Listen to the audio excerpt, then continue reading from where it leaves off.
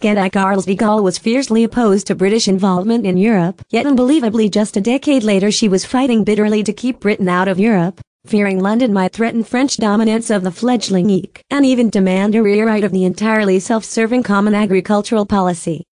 The horrors of the Second World War, Hitler's death camps, the fall of Paris, D-Day, and the ultimate liberation of France by Great Britain and the US, were not yet history.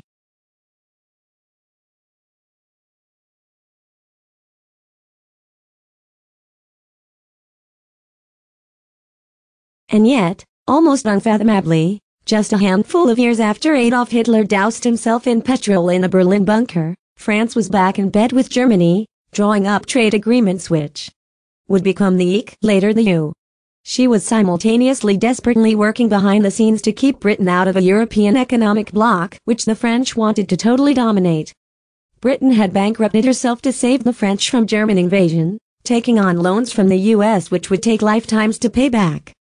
Germany had invaded France twice in a quarter of a century, sparking 2 world wars, in 1914 and 1939 in the process, and leaving 2 million French dead. Britain would have seemed to many to be a better bet for an economic and political partner. But French President Charles de Gaulle disagreed.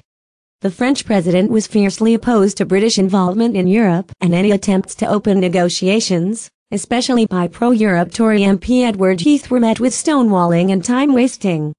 On October 10, 1961, Heath said the British government had accepted the terms of the Treaty of Rome, the founding document of the EU, expecting to be welcomed into the arms of Europe. However, de Gaulle was desperate to keep Britain out because the details of the common agricultural policy were still being hammered out, and he wanted the CAB to serve French interests.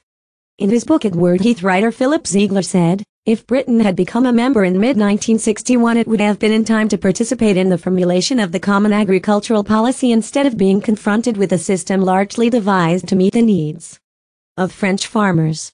He added the French approached talks with cool hostility and insisted on thrashing out every trade detail on every individual commodity from bananas to kangaroo meat so as to drag out negotiations indefinitely, and said, the French rejoiced in this sluggish progress.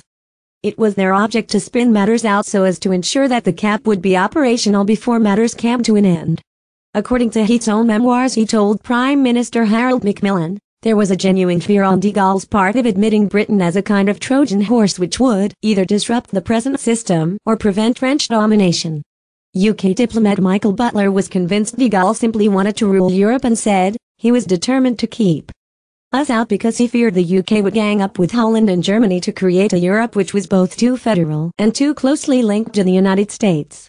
And in January 1963, de Gaulle held an emergency press conference which he stated Britain was socially, economically, and politically unsuitable to be a member of the European community. It was only after de Gaulle's death in 1969 that Britain's accession to the EEC became possible, and the nation joined in 1973.